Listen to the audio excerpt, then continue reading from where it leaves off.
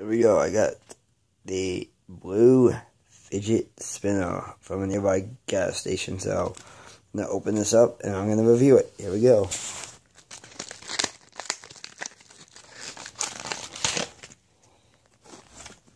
Here's what the box is.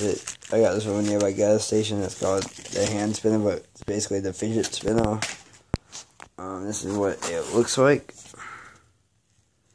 So I'm going to take it out of its package. Here we go. It's a blue fidget spinner.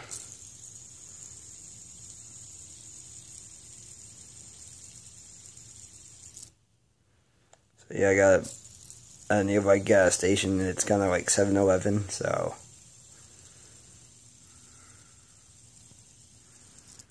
it spins for a pretty decent good time. So the bearings are pretty good. The weight's fantastic.